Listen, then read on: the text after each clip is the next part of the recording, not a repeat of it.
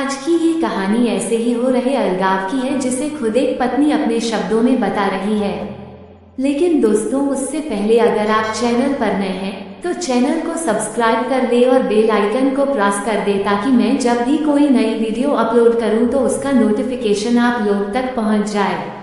मेरे पति पेशे से एक इंजीनियर हैं। मैं उनसे उनके स्थिर शांत स्वभाव के लिए प्यार करती थी और जब मैं उनके चौड़े कंधों पर अपना सिर झुकाती थी तो मुझे गर्मजोशी और अजीब सा सुकून का एहसास होता था। 3 साल प्रेमाला और अब शादी के 2 साल बीतने के बाद मुझे ये स्वीकार करना होगा कि मैं इससे थक गई हूँ। मेरे पहले उसे प्यार करने के जो भी कारण थे अब वही मेरी सारी बेचैनी के कारण बन गए हैं। मैं एक भावुक महिला हूँ और जब रिश्ते और मेरी भावनाओं की बात आती है तो मैं बेहद संवेदनशील हूँ। मैं रोमांटिक पलों के लिए उसी तरह तरसती हूँ जैसे कैंडी के लिए तरस रही एक छोटी लड़की। मेरे पति मेरे बिल्कुल विपरीत हैं। उनकी संवेदनशीलता की कमी और हमारी शादी में रोमांटिक पलों को लाने में उनकी असमर्थता ने मुझे प्यार के विषय में निराश कर दिया है।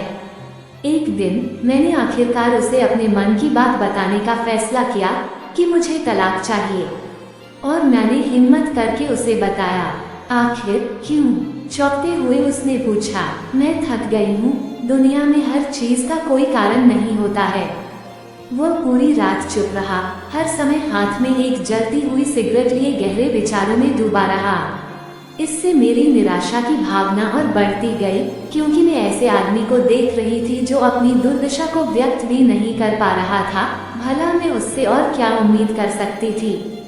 और अंत में उसने मुझसे पूछा, मैं तुम्हारा मन बदलने के लिए क्या कर सकता हूँ? किसी ने सच ही कहा है कि किसी के व्यक्तित्व को बदलना मुश्किल है।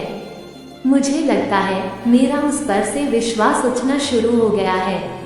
उसकी आंखों में गहराई से देखते हुए मैंने धीरे से उत्तर दिया, मैं तुम्हें एक सवाल पूछती हूँ। अगर तुम्हारा जवाब मेरे दिल को मना सके तो मैं अपना विचार बदल दूंगी। मान लो मुझे एक पहाड़ की चट्टान पर खिला एक फूल चाहिए और हम दोनों को ये पता हो कि उस फूल को तोड़ने से तुम्हारी मृत्यु हो जाएगी। क्या तुम मेरे लिए ऐसा करोगे? उसने कहा, मैं कल तुम्हें इसका जवाब दूंगा। उसकी प्रतिक्रिया सुनकर ही मेरी उम्मीदें धराशायी हो गईं। मैं अगली सुबह उठी तो पाया कि वह चला गया था और सामने के दरवाजे के पास खाने की मेज पर दूध के गिलास के नीचे उसकी खुरदरी लिखावट के साथ कागज का एक टुकड़ा पड़ा था जो पढ़े जाने पर ये बातें बयां कर रही थी कि वो ऐसा कुछ भी नहीं करता।